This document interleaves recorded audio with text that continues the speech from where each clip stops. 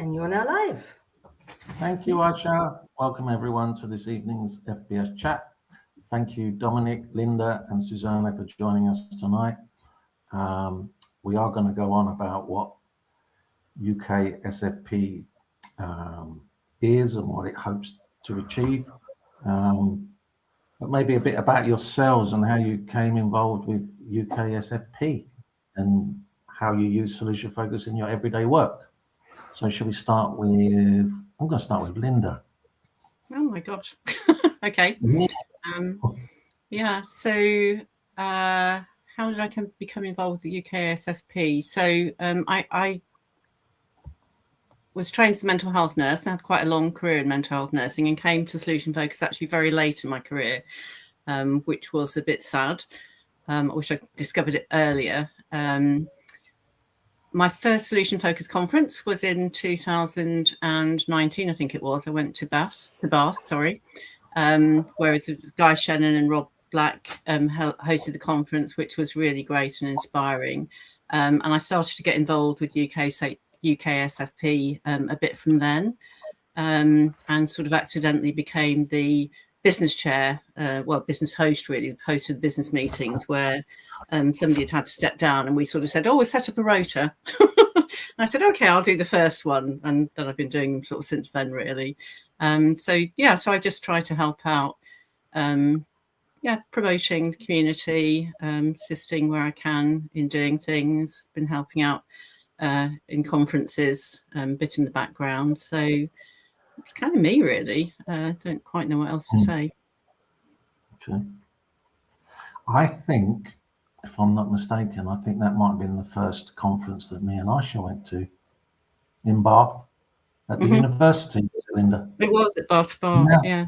Yeah, amazing. Wicked. Dominic. Hello. So, how you solution focused therapy, how you use it in your everyday work, and how you came to be involved in the UKASFP.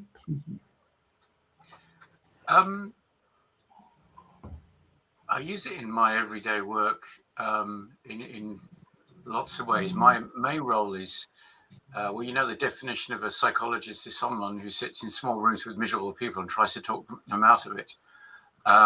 So I actually sit in a particularly small room that is doubles as a telephone room or broom cupboard. And I see people with a variety of fairly significant medical conditions, up to and including cancer. So there's that aspect of helping people find meaning and actually a much better life than they thought they could have. And as things you said, we could plug our books. I have written about this, Living Well with Cancer, Solution Focused Approach, published by Cambridge scholars. But the book is essentially a how-to guide for clinicians for any solution-focused consultation with a patient. It's also written for patients as well, so it's very straightforward. So there's the individual stuff, but also head up a small team. I do quite a lot of teaching and supervision and stuff, and I'm just fascinated by the process of helping other people use the solution-focused kind of approach, because then when they really get the hang of it, it's transformational, both to their clientele and their own working lives. And so it's a real pleasure, because you feel, that you've done more good by helping more people at scale, you might say. And coming on to the other thing, how I came across it was many moons ago in 1996-ish, there was a flyer from what was then called the brief therapy practice on our notice board at work. And it said, solution focused brief therapy. I had no idea what solution focus might mean, but I thought brief I could do with a bit of that, because what we were doing, we were in this kids and families team, we were seeing the child and the family for 1, 2, or even 3 assessment appointments and sticking them on a waiting list, and that felt rubbish. I thought, is there something better we could do briefly? And thankfully my line manager let me go on a 4-day course run by the brief therapy practice, now the brief group, who are massive figures in this movement in this country, in fact around the world, and it's just, I've not looked back since then.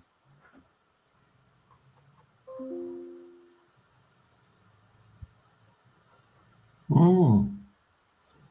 And how did it make a difference to the people that you were talking to, your clients, in a way?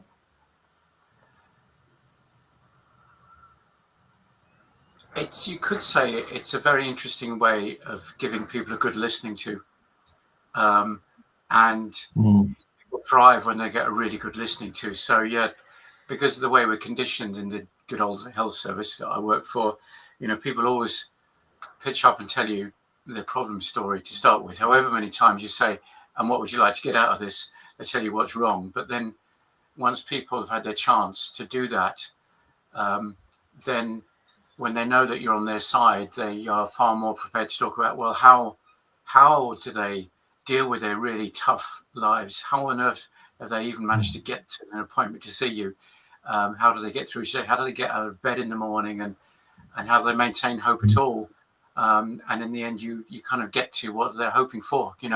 So I might say to them, how will you know it's worth the extortionate car park fee to see me, or 2 bus rides in the rain, or whatever?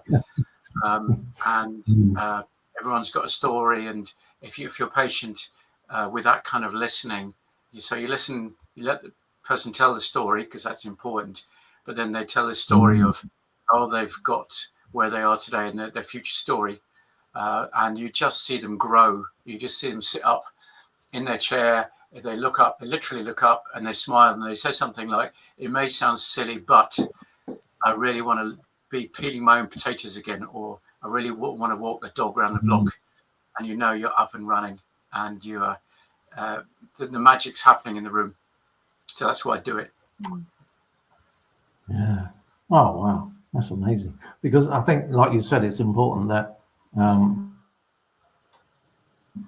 you go at the pace. So if they're not ready for a forward-thinking, solution-focused questions, it's just about listening to their story and feeling heard. Oh, yeah. Thank you, So Dominic. Milton Erickson is one of the. Sorry, just to reference another giant of the solution-focused world, Milton Erickson was a hypnotherapist, and he invented the crystal ball question. And he said that patients must be allowed to bow out of their symptoms gracefully. And he was exactly right. So, because people have good reasons for talking about their problems, because that's what's got them to where they are.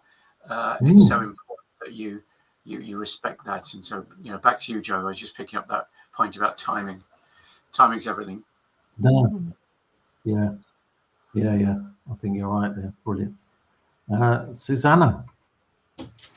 Thank you, Joe. Solution focus. Where did you come across it? So I came across it by serendipity. I'm a speech and language therapist by background. I work with people who've had brain injury or stroke, progressive neurological conditions like Parkinson's or motor neurone disease.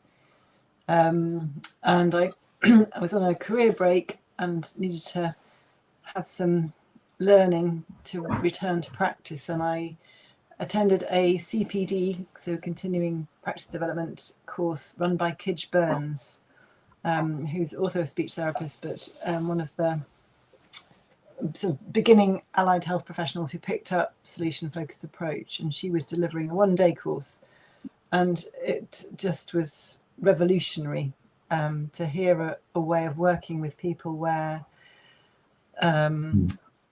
decision-making became a shared responsibility. I no longer felt that I had to be the expert in the room, and from doing a master's in speech therapy, which is a second career, and that the way that the research has been carried out is that within the NHS you cannot implement therapy in the way that the research has been delivered, so it's a diluted approach. So to find a way of having conversations with people where they are the ones responsible to identify the changes that they want, rather than me kind of sucking through my teeth and thinking, oh, you got dodgy speech. So that was fantastic, and it was just a kind of slow drip feed. It was I was very much flying the flag in solo on the stroke rehab unit, trying to indoctrinate anybody I could possibly find, and actually transformational time for me was COVID. A horrendous time for many people, but with the advent of things going online and finding a community of people who were very easy to connect with, I found a way of connecting with Guy Shannon and joining some training with him. I met Aisha with support, trying to gain more experience really in using solution-focused practice more broadly, rather than just within the speech and language therapy field. And then I went to the conference that Dom was running in Birmingham. I think that was 2022. And great conference, apart from Dominic, must have seen this very naive person pitching up who was just like a little kind of Bambi. This is like being immersed with all these people who were just fantastic names that I'd never seen in person. And he came up and tapped me on the shoulder and said, "Do you fancy running the conference next year?" And honestly, I was such a newbie and I didn't know how to say no. So I didn't say no, I said yes. And the rest, they say, is history, because it has been an absolute voyage of joy.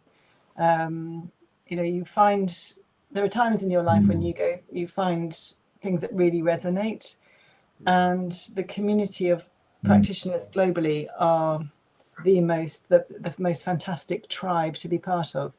I think my daughter sometimes feels it's slightly cultish, that we are part of a cult, but it's a very benign cult to be part of. And so now I work both as a speech and language therapist and try and embrace SF where I can. But I also now work with an organisation called Green Tree Therapy, who deliver up to 8 sessions for people who are long-term unemployed, part of the Restart programme. So who knows the reason why they're there, not working, but we get involved to help with their mental health conditions. And as with Dom, it is that huge vicarious hope, resilience, just the moments of kind of self-recognition, which is, warms the cockles of your heart every time you meet it. So I do that, and I also started to do some training with Kij, so it was a bit of a completing the circle. So I was brave and asked Kij whether I could join her to co-train. So we've been training more allied health professionals in the approach.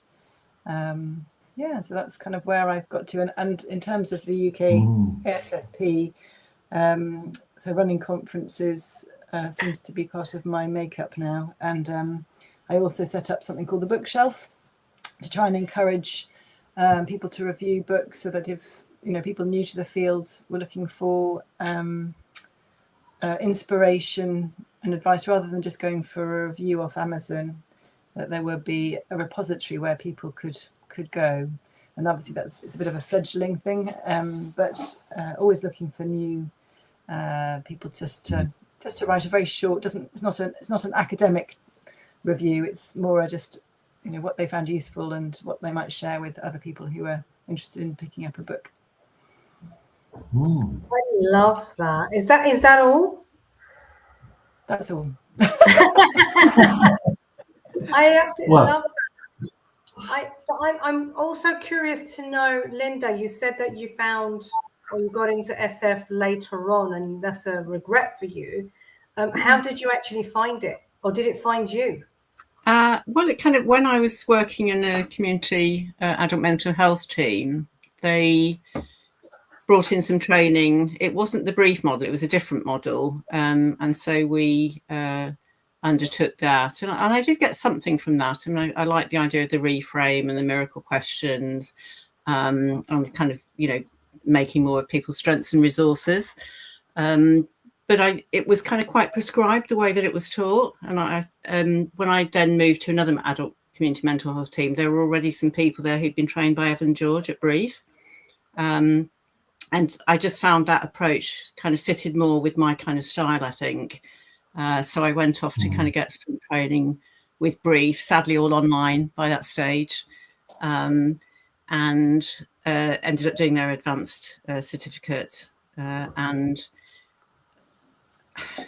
it's just, I think the others have sort of said it probably a lot more eloquently, but it's just a really nice way of working. It's not easy. Certainly not working in an adult mental health team where the whole ethos really, and with nobody's fault really, is built around problems and diagnoses.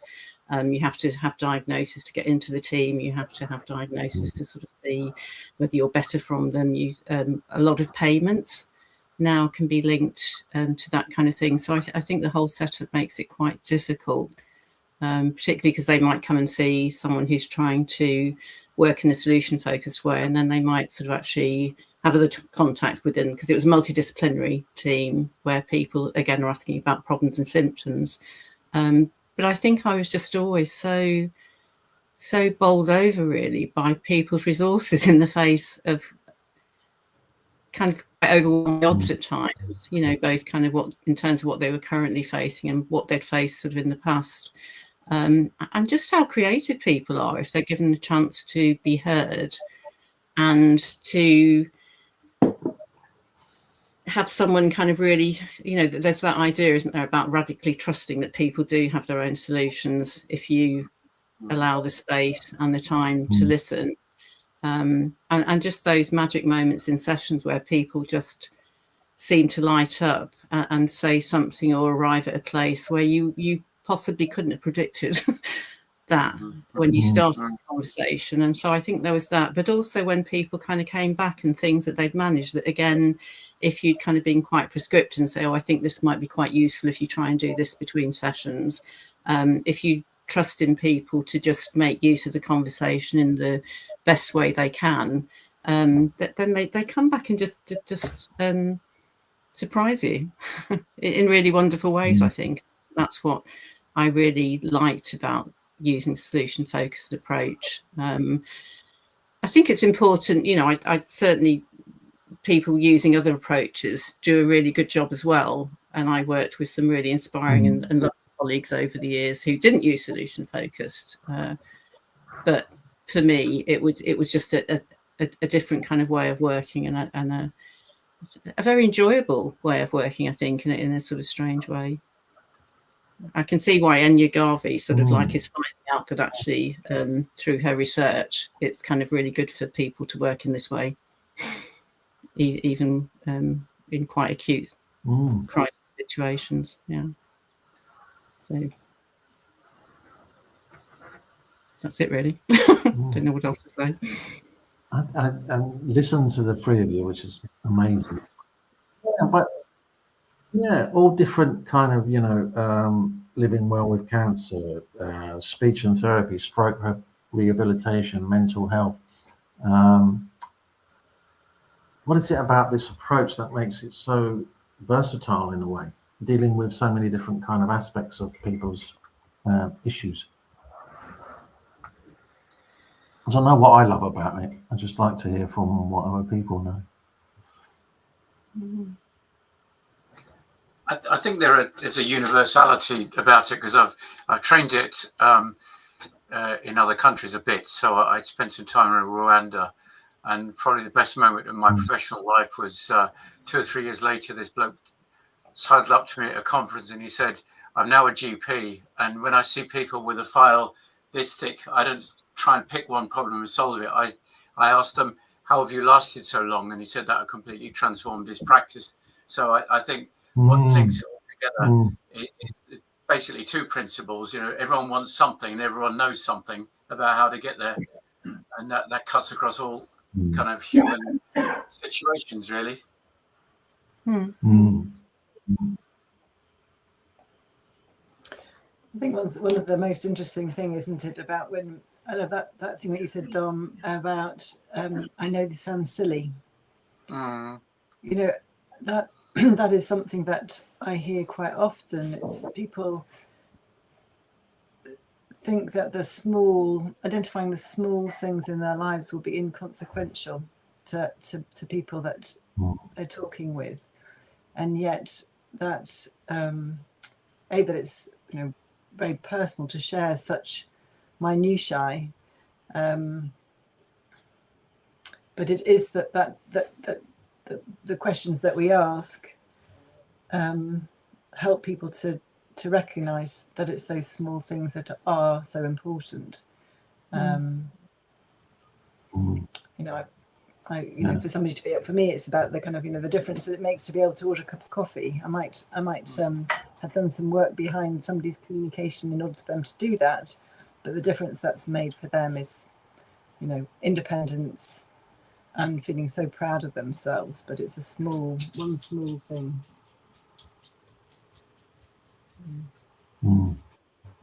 Yeah. So, UKASFP, how did you guys become involved? What is it that it intends to do? Susanna was tapped on the shoulder, so we know that one. I keep practicing the mirror. On it, tapped her on the shoulder.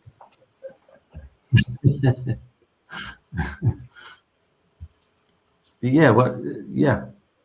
So, what are your roles in the UKASFP? And it's not just conferences, I'm assuming it's other things as well. So, what else does it hope to achieve?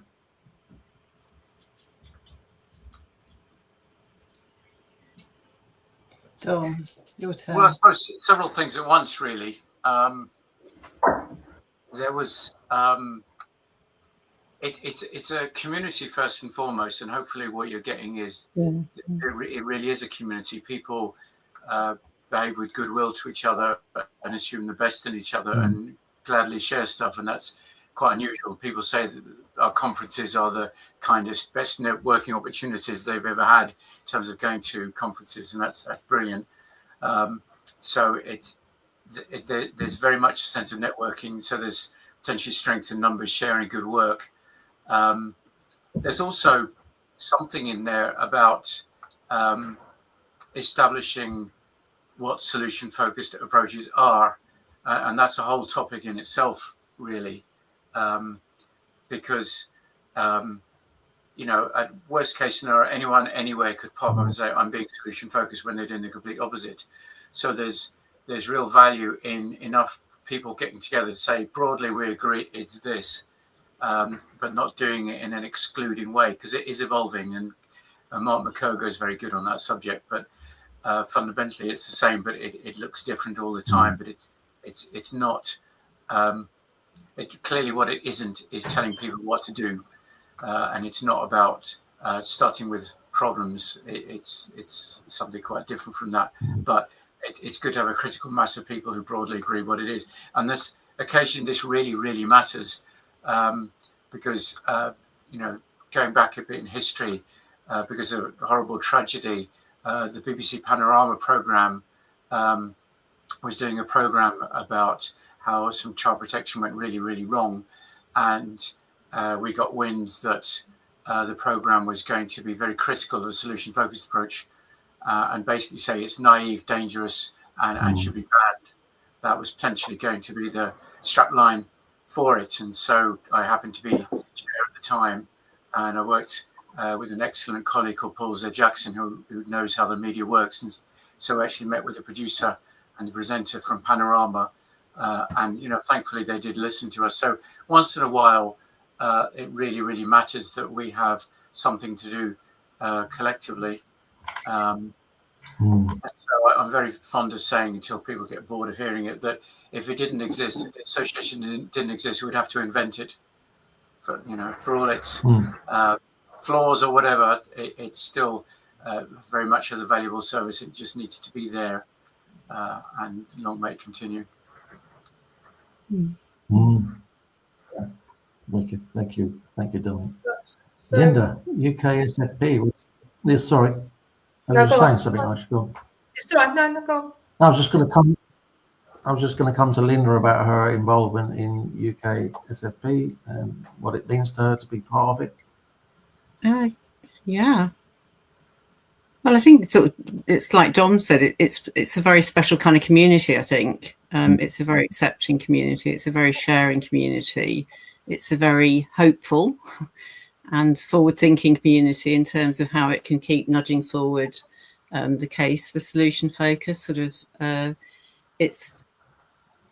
I like the fact that it kind of embraces all sorts of types of practice, so that kind of it's not just about therapy. We have people who are in education, in organisations, who are in coaching, who are researching, who are writing books. I mean, one of the great things about UKASFP is like lots of our members actually are also authors, and very well-known authors. And it's got a long history of conferences, which again are great places to mix and think together and be inspired together and debate together about different things. But I think for me, I think it's the sense of connection that the community offers, and it's just very rich in all sorts of ways that can be a bit hard to articulate, I think. And we're trying to kind of keep gently nudging things outwards in terms of what we offer. As I say, Susanna's mentioned the bookshelf that she sort of set up as an initiative. We have something called a Volta, which is every couple of months we have a kind of get together online. And I think a certain Dominic Bray is doing the next one on May the 7th, just to give that a bit of a plug. And actually kind of looking at the journey he's had in terms of getting a solution focused course accredited with the National Healthcare Institute. Is that right, Dominic? So it's called the Personalised Care Institute. It's personalised, the national sort of gold standard for how to do personalised care. So they think our course is pucker, which is nice. Yeah, and that's a kind of huge thing. Yeah, so so I think for me, it's about the community. It's about trying to just see if we can just gently expand and offer. I mean, the organisation went through a really tough time during COVID and actually very nearly didn't survive as an organisation. And I think I kind of hope that we're kind of not only through that now, but on our route to sort of thriving again. Because it's got a long and proud history and, a fun history. I think the other thing is it's quite good fun being part of that community, and even in business meetings and things like that, you can have quite a good laugh. Susanna, what's your role in? What's my role? Well, it's just as a kind of hanger-on and a contributor. I mean, it's a funny organisation because it doesn't actually really exist apart from the membership, because it's volunteer led and run. So it's a collective of passionate aficionados of the solution-focused approach. And there's only one paid employee, and she's Jill.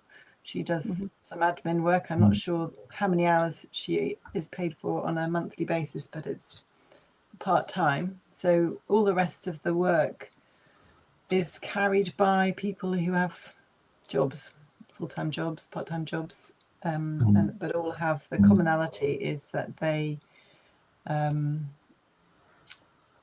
believe there needs to be a forum and a way of meeting together, so that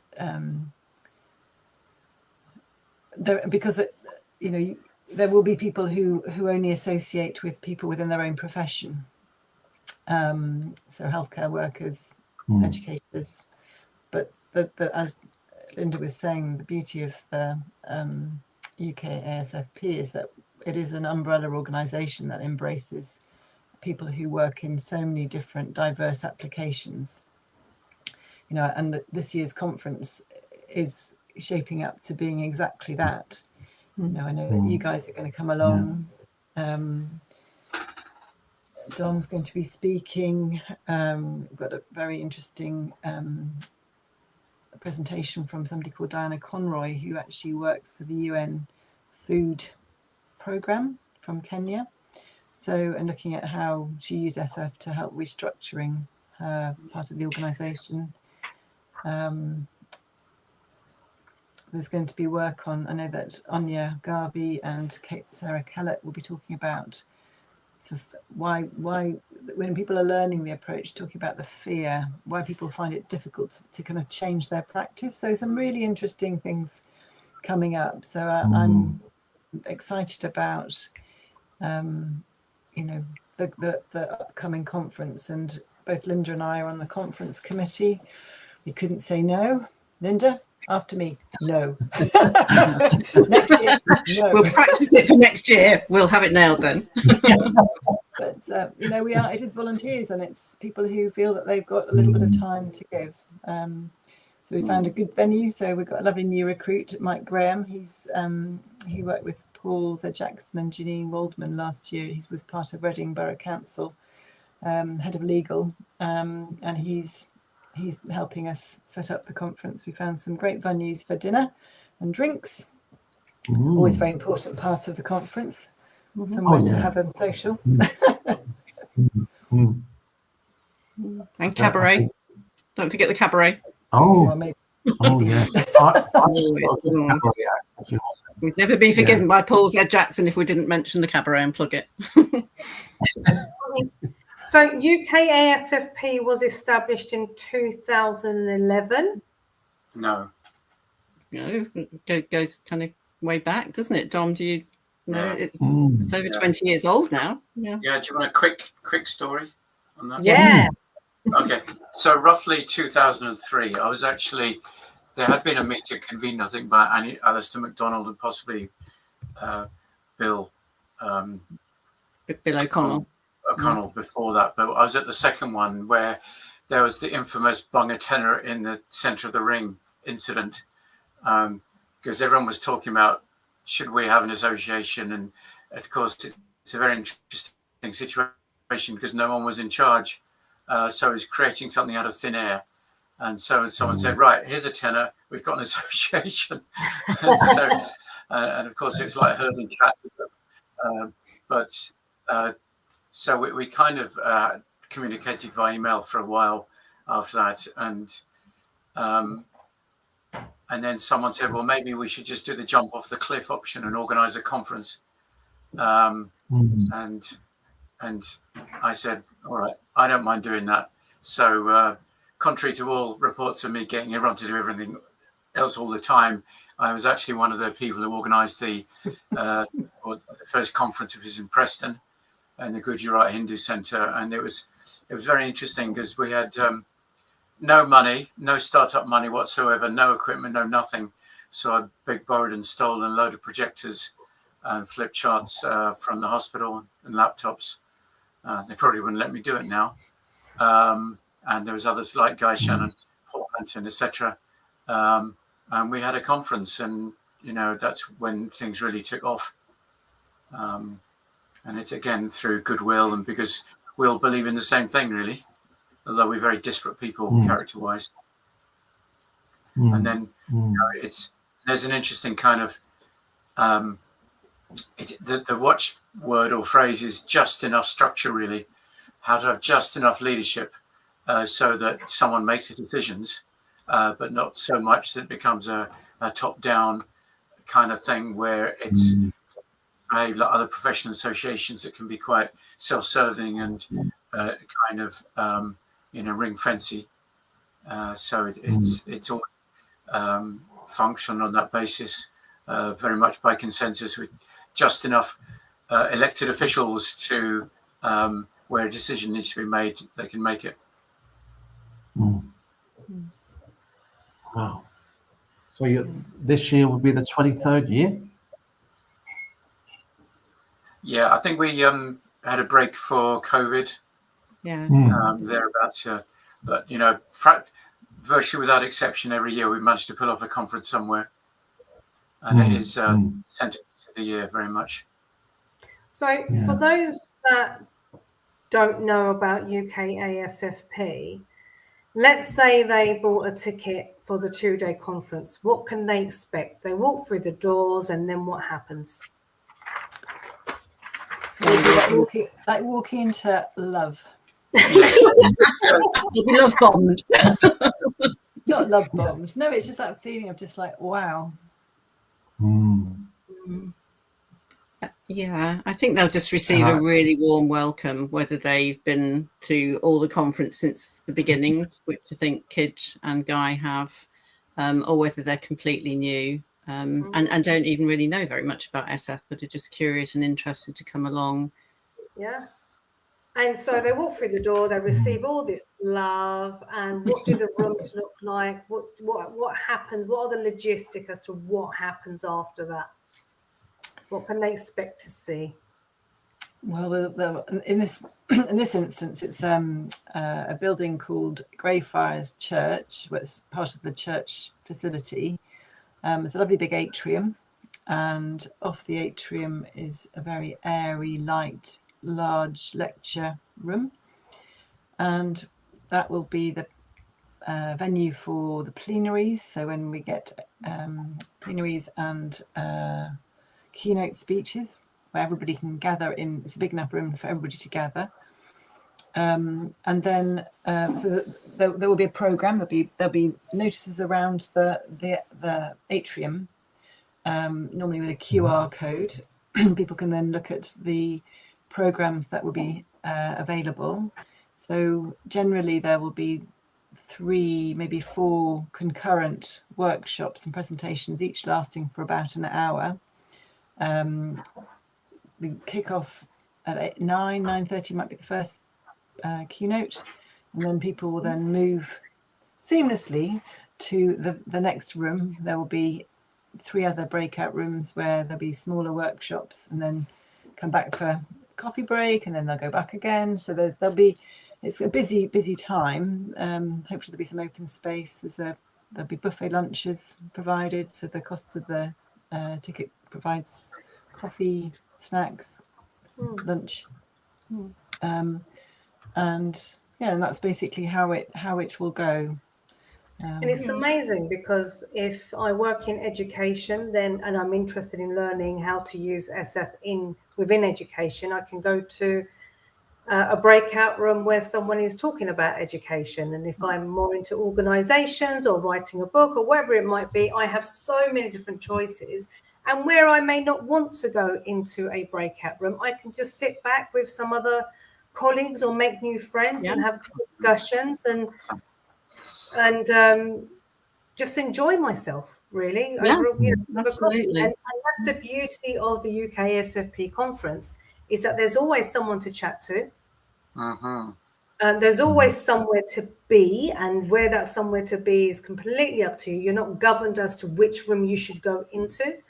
At any time, it's a free-for-all, and it is amazing. And I remember our first conference that Joe and I went to. I think it was you and I and a couple of other people. We went from London to Bath. Guy Shannon and Rob Black were hosting that year, I believe, and it was lovely. The networking, as you guys said, was superb. I think that was the first time we'd been in the presence of so many SF people in one room.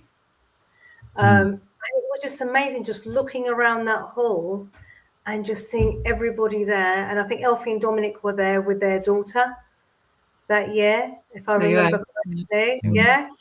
They were there that year. And the one thing that really, really stood out for me was, I may not know who you are, but we are greeting each other and asking each other some very curious questions. So how do you use SF? What brought you here today? Which workshop do you enjoy?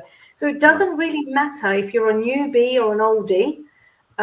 It is somewhere that you can go to just let your hair down, learn, network, and you don't feel tired at the end of it. You feel like you've just had a bit of a break. It's refreshing. Yeah. We're inducting you onto the publicity team, Aisha. That's a really lovely plug. For high achievers in terms of networking, they actually get there the night before, because there's nearly always some informal gathering. I don't know if something's being, I assume there'll be a meeting point on the night before the first day. So by the time you actually get to the first formal day, you already know a load of people in the room. And I'll be there on the night before. That's often one of the best times. You just meet up with some old friends and meeting some new ones. There's always some new people around who are, as you described, very curious about what's going on. And before you know it, it feels like you've known them for years. Yeah, and everyone's genuinely, and this is across the board for all the conferences, but certainly our experience at UKASFP, the couple of times that Joe and I have been, and we sent our staff, I think, to the 1 year before. Bradford. Yeah, Bradford?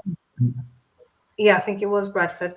People are genuinely interested in your work and what you have to say, and are genuinely happy for you. Like genuinely, which is so refreshing, as opposed to when you compare it to other conferences that are not SF, there's a vast difference in expectations and the way. I mean, Joe and I went to a conference, I think, was it last year, and we left halfway through. And it was going to the room, no one spoke to each other. People were just standing there. I mean, luckily Joe and I had each other, but a lot of people just stood there. And when we did try and approach and say, hi, how are you? Did you have to travel far? It was like, why are you talking to me? But it's not like that at any SF conference, certainly not UKASFP. Everyone's just looking to say, right, I've got your eye. That means you and I are now going to have a conversation. Yeah.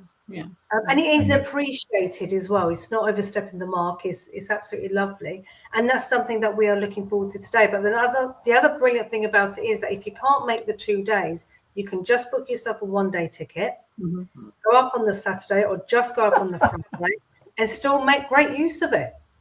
Yeah, absolutely. Yeah. And we've got a great keynote speaker on the Saturday who's sitting not a million miles away. Well, probably quite a few miles away, but so just to say that Aisha's kind of very generously accepted our invitation to do the keynote on the Saturday. So really looking forward to that, and thank you, Aisha.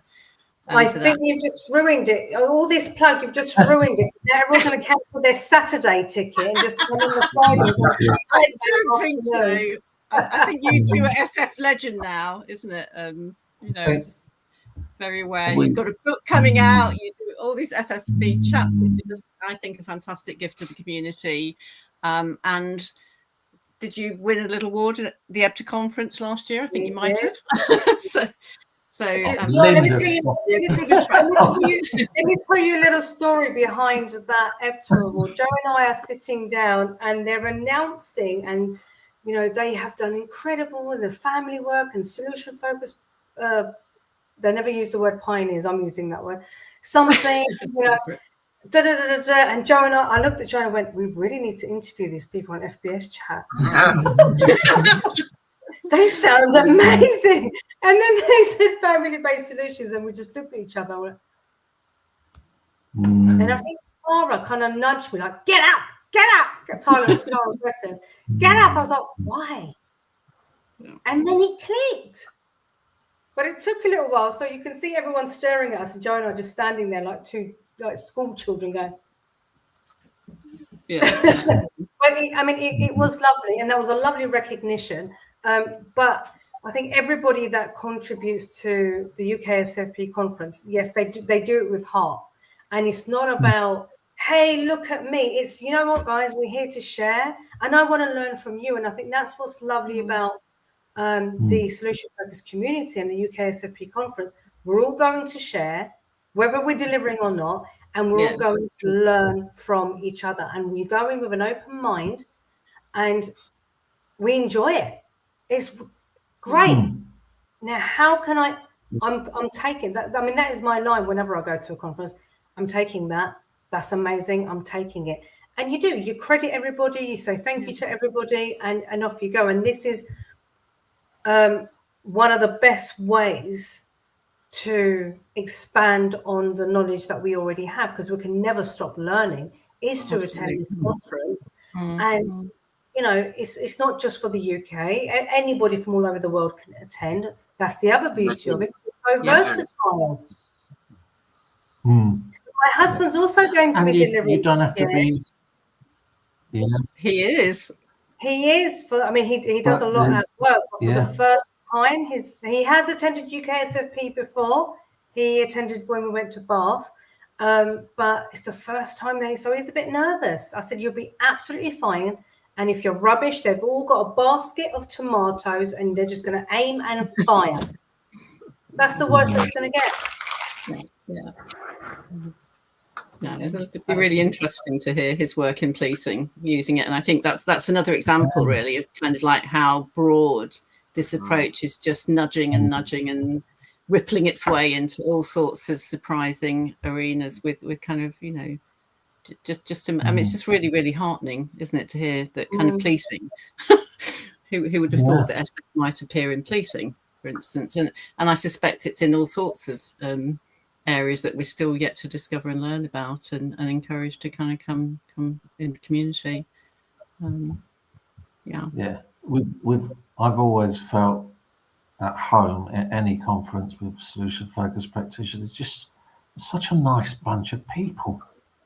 Do you know what I mean? There's no envy, there's no kind of I'm higher than you kind of thing. We're all there just to support each other and to hear how we're using it in our work. And like you said, the variety now, that's what's brilliant. It's such a variety. You've got, you know, police forces, the NHS. I still feel that United Nations food program. I mean, It is an interesting, isn't it, Joe? Why do you think there is that? So there's no status. Everybody is. Yeah. What is it about? What is it about SF that enables people just to see each other as people and not? There's no kind of. I think it's a part about the way we look at clients, giving them the role of the expertise. So you know, I'm fascinated how you use it in organisations. Let me hear more about that, or with families going through domestic abuse, or whatever the situation is. I love the way that we give clients that role, that we're always curious. I'm curious about what you do. Explain that to me. I want to be spoken to like I'm a 6-year-old. Help me understand what that is, because that's the best way I learn things, I think. And I don't think I've ever been to a conference at the UKASFP where I thought, well, that was a waste of time. What the hell did I do that for? It's always been a joy and pleasure, really. EPTA was the same thing. And I think we've met people that we've only seen online before, and actually seeing them face to face as well. What a joy that was. You know, Aisha had a crush on someone that we met in Denmark. I won't say Jonas Wells. Jonas Wells. Jonas is coming this year. He's presenting with Zareen Phillips. Would you believe? So there we are. Well, there you go. To presentation on helping us to think about whether. I don't care what he's talking about. Okay. No, she doesn't care. No, sorry, tell him. So he'll be there, which is great. He knows. Brilliant. I've told him. Yeah, she has. He's not going to be there, Linda. He's coming via. Oh, is he coming via Zoom or something? Yeah. Oh, I didn't know. Oh, Aisha. Sorry, Aisha. So maybe sorry. You'll just have to edit that bit out. No, it's okay. I kind of got really excited too. Yeah. But Zareen did a Volta for us a couple of months ago on the subject that she'll be presenting on, and it was awesome. So brilliant. Worth it. Yeah. Is there anything left to do? Any messages you want to send to people that might come or might present? Is there anything, or is it all pretty much set up now?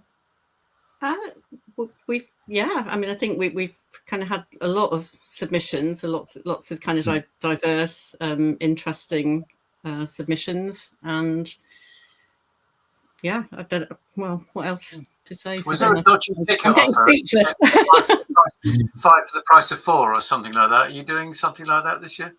There are, So if you look on the website, there are some concessions for students. So if you're a student or have a particular case that merits a concession, we can sort of listen to that quite sympathetically. as you say, that there are group sort of options. If you become a member, you kind of get a little bit of discount, which is sort of the membership that you sign up to, if that makes sense. I think the only thing to do is I mean, it's about encouraging people to come and encouraging people who maybe don't know about the approach. It's about, I think it's, you know, we have got such a diverse range of speakers, as you said, from police to just domestic abuse, education. Over the next weeks, sorry, Suzanne, over the next week, we'll actually sort of try to get much more out about who's coming and the subjects that they're talking about, and just let people know a lot more about that, and hopefully encourage people to sort of come along and be part of it. The conferences are run sort of not for profit, so we kind of ticket sales do sort of fund them. But anything that kind of comes from conference, if we do make a little bit, is always ploughed back into the next conference or the other work of the organisation. I wanted just to sort of mention, because I think it is quite an important part of UKASFP, is that the accreditation programme. So as everybody knows, we don't have a national accreditation programme for solution focus, and that's probably not going to happen anytime soon because of the amount of work that would involve. But within UKASFP, people can apply to become an accredited member of UKASFP by sort of going through a process to demonstrate that they have the kind of relevant skills. I don't know whether Susanna and Dominic, whether you want to say a little bit more about the process. So and that I think within the community does have some standing, because you reach and that programme was set up by sort of, I think, Kidge, Chris Iveson, Susie Curtis, Karen Moss, Ben Scott, I think, is recently, Greg Oberbeck, I think, is a assessor of that. So that's something I think that UKASFP can offer in the absence of a national. It's a way of, I mean, Susanna, do you want to say something about that? Because you went through the accreditation process. It's hard. Yeah. We don't it's very rigorous. It's not an easy tick box thing. It's you definitely have to demonstrate it. You have to submit a video or an audio recording of a live conversation, and the criteria you have to meet. There is a list of criteria that you have to meet. So, and not everybody passes. And there will be more information on this at the UKASFP. There will. Yeah, there's often an offer in terms of because the accreditation team take a long time, obviously, and it involves quite a lot of work. It does cost money to go through that process, but conferences usually there's an offer made as part of that. I think the other thing, sorry, I'm probably sort of I wanted to sort of mention that UKASFP is a proud sponsor of the Journal of Solution Focused Therapy, and has been one of the contributors for many, many years. And also at the beginning of SF24, we were a sponsor. We don't need to be anymore. I think they're actually now independent, I think, aren't they? But so we do other things sort of behind the scenes as well that people might not be aware of. And I think shall I go, or are you going to? No, I was just going to ask. There was I think Linda was mentioning earlier that Dominic's going to be doing is it a monthly meet up people can join online? The Volta. The Volta has different kind of hosts or speakers. It's every other month called the Volta. The next one's on May the 7th, and Dominic will be doing that one. Zorine Phillips did the last one. We had Anne Manning and Allegra Harrison from DBIT, who did the one in January. So Ben Scott did one. So again, it's part of just trying to gently offer a little bit more to people. Yeah, and it's the one I'll be doing it's how to become credible in the NHS in particular. because it's not like other models like CBT is woven into loads and loads of things. Solution focused has always been a bit of an outsider, and in a sense that's a good thing. But it also means it's harder to be allowed to do solution focused style work in monoliths like the NHS. So to be able to demonstrate that what we're doing has been nationally viewed and seen as, for me, the epitome of what personalised care really should be. So as opposed to, for example, shared decision making, it really is start from a blank piece of paper and make it utterly bespoke to that person, rather than a kind of fixed choice menu of fixes you've got for that person. We'll invent something out of thin air, you and me as the client, the patient together. So it is truly about that person, and it's nice to see that is seen as a credible way of doing personalised care, and hopefully will inform other approaches as well. Is that seen as credible by the NHS, Dominic? Yeah. So it's all the Royal Colleges are signed up. There's this thing called the Academy of Royal Colleges. So that's physicians, GPs, psychiatrists, and then occupational therapists, RCN, midwives are all part of this Personalised Care Institute. So that if you look it up, Personalised Care Institute, you'll see all the logos there. So it kind of cuts across, again, the disciplines as we were talking about earlier. So it's just another way of, if someone chooses to work in a solution-focused way, it's a kind of calling card to say, well, they think this is pucker. I need to attend that because I'd like to have a conversation with CAMS at some point. Yeah. The Child and Adolescent Mental Health Service, because our young people are waiting far too long. And that's where I started. That's kind of one of my first jobs, that we appalled by having waiting lists up to 18 months before we saw people. And we thought that's the worst possible message. You see them initially and say, well, you've got a problem you can't fix on your own, but we're not going to help you yet. So, and so the way we set up, it is a slight digression, but the research at that point said that the majority of young people and families could be helped within 3 sessions. So we thought, why not do that then? That's what we did, It seems so obvious, but there's something holding them back. Yeah. Wow. Sorry, Aisha's got, because that's definitely one I want to see. I'll be tuning into that one, Dominic. Okay, cool. Yeah. I think Dominic's doing a session at conference on that too. So is it on the Saturday, Dominic? Please tell me it's on the Saturday. No, I haven't been told yet. I'm going to need to know. I'll be there on the Saturday. Thank you. Yes, we need to book your ticket. We've been saying it for the past couple of weeks and haven't done it yet. So we'll do that tomorrow.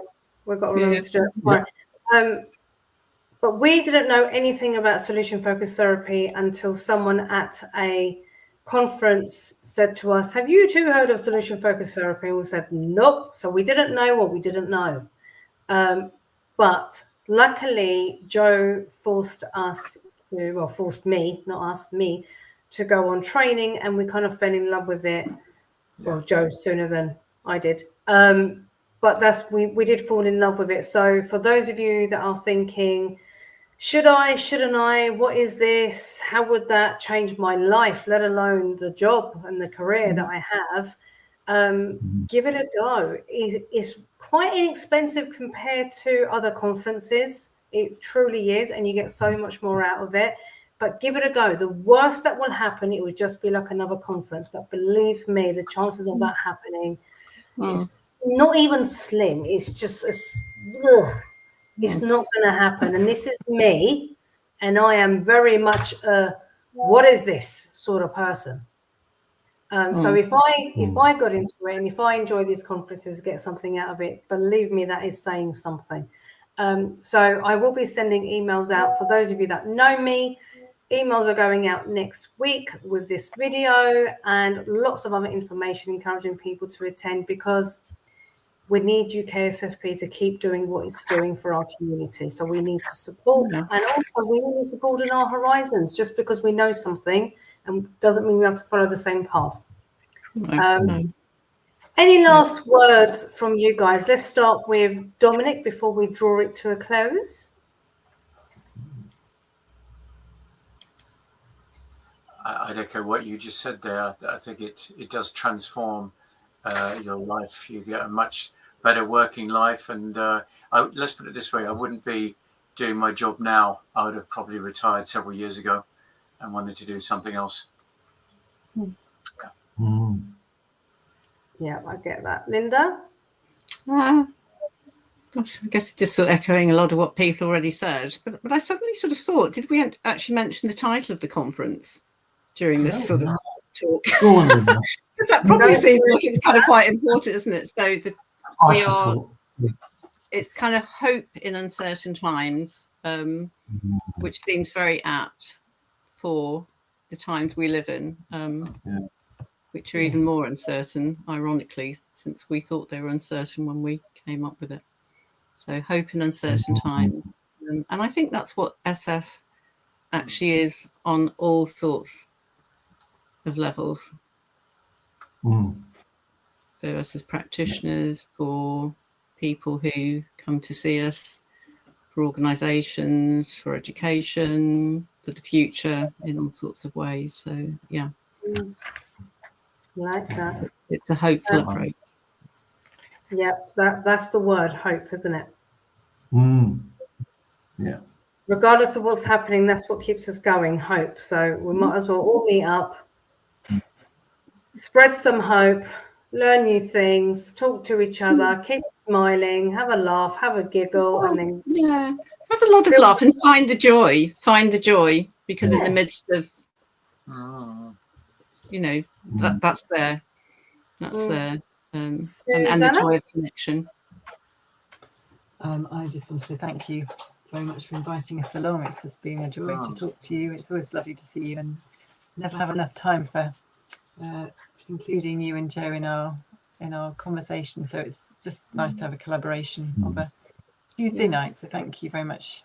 Yeah. See you in Reading in July.